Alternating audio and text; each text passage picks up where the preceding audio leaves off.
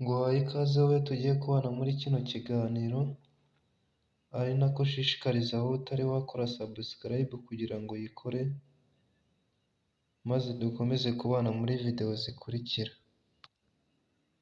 Uyu munsi rero tugiye kuganira kuri ino business yazanwe na STT, benshi mwashoyemo amafaranga ndetse birabahira mubona birakora, ariko ndagira ngo tuganire kuri kino kintu. Abantu benshi ntabwo bajya batekereza ko rimwe na rimwe izi business zishobora kuba zahomba, keretse rimwe abantu bamwe gusa nibo bajya babitekereza batari babijyamo, kuko baba batari babigirira icyizere, ariko umuntu washoyemo amafaranga akabona birakora, rimwe na rimwe ntabwo ajya atekereza ko bishobora kuba byahomba, kandi nyamara uko ni ukuri.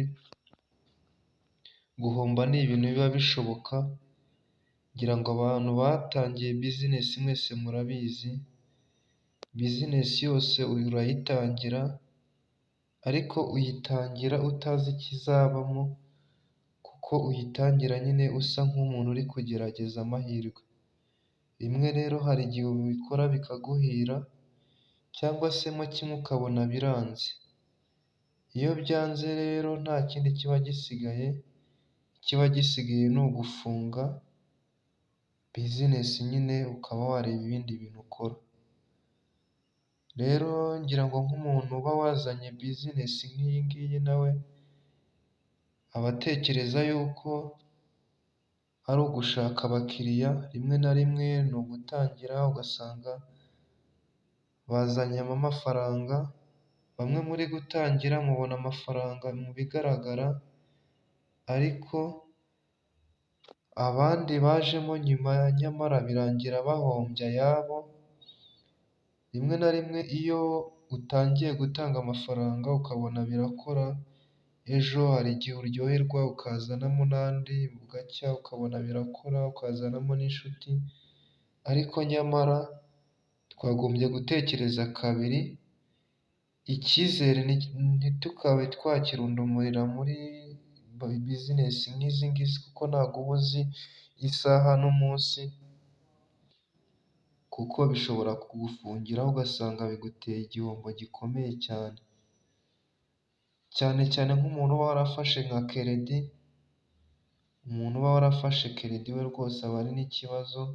Hari igihe ufata keredi wareba noneho business nk'izi ngizi ukizera ngo zirakora, ukaba wafata amafaranga yawe ukayavana mu bucuruzi wari wibereyemo ufite amahoro, bikarangira uyashoyemo yose, nyamara byafunga ugasanga bigufungiyeho amafaranga ya keredi y'abandi, bikarangira uyatanze ugasubira ku isuka gutyo. Ngira ngo ntabwo wakwibaza ukuntu abantu baba bafite ubushobozi wenda bwo kuba bakorera amafaranga, ngo babure gutekereza wenda niyo n'ahashobora kuba hava inyungu, kuko rimwe na rimwe uba usanga wenda hari abantu bashobora kuba bafite ibibazo byo wenda business zisanzwe bakora zitagenda, ariko ngira ngo iyo business imwe yanze ujya no mu yindi, wajya no mu myuga. Ngira ngo nk'aha ngaha urabona ko ushobora kwigira nko gukora nk'isabune ukaba wabona amafaranga, si n'isabune kuko byo wenda ari byo twe twigisha, wakwiga n'ibindi imyuga, burya ntabwo ari ikintu wavuga ngo wize ubuze icyo ugikoresha.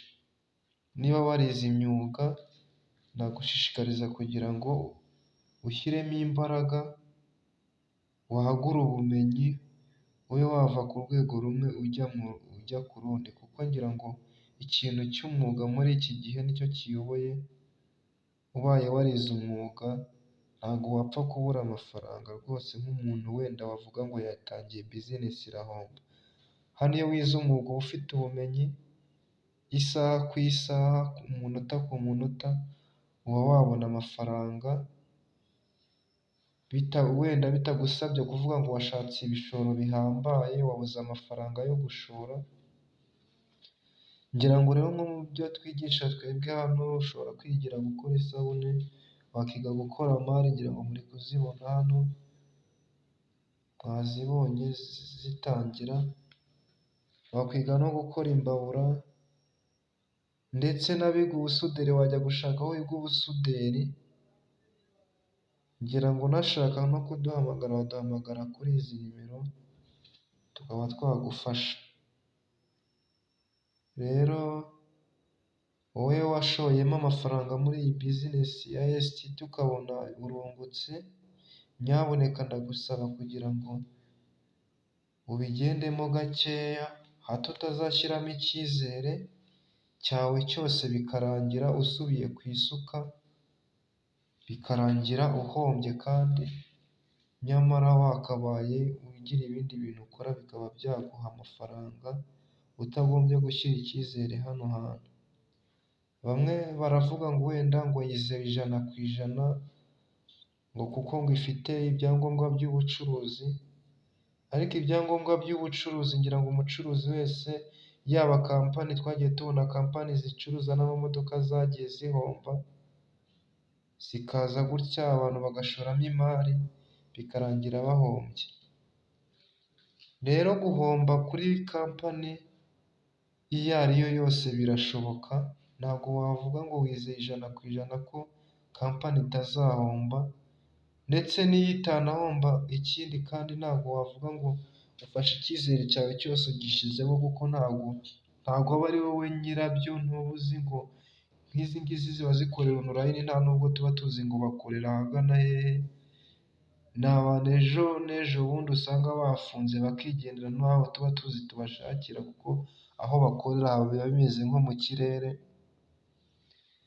Niyo mpamvu ngusaba kugira ngo ubigendemo gakeya, ahubwo dufatanyirize hamwe gushaka ibyaduteza imbere, maze tubashe kuba twakora natwe, tubashe kubyaza umusaruro zino mbaraga tuba dufite, kubw'ubushobozi Imana iba yaduhaye itwongereye umwuka wo guhumeka. Hariho benshi baba banarwaye batabasha no kugira icyo bakora, nyamara twebwe dufite n'ubwenge bwo gutekereza, twatekereza kuri ibi ngibi tukabasha kugira icyo dukora muri byo, maze tukava hamwe natwe tukaba twagera ahandi, tutagombye kuba twafata icyizere cyacu ngo tugishingire ahantu hamwe. Ngira ngo imikino y'amahirwe turayibona, nta kampani n'imwe wabona itaza. Benshi babura batangira wenda bakwereka ko ibintu bikora, kuko nta bizinesi n'imwe ushobora kuba wabona iza iyo ari yo yose, zaba izabanje n'izaherutse, nta bizinesi n'imwe uzabona ije itangira idaha icyizere mu baturage. Ni ugutangira baguha icyizere ko ibintu bikora, ugatangira ushyiramo amafaranga, ejo ukabwira mugenzi wawe, ejo nawe akabwira undi, bityo mukagenda musunikana,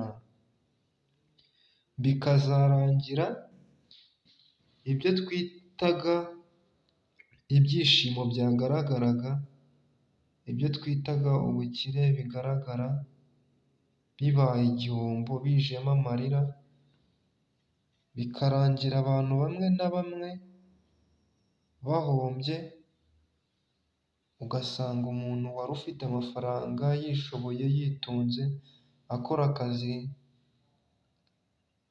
kamugaburira umunsi ku wundi, ugasanga birangiye agiye mu bashomeri, akaba umushomeri nawe nk'abandi bose, kandi nyamara byaratewe n'akantu gatoya ko kutamenya.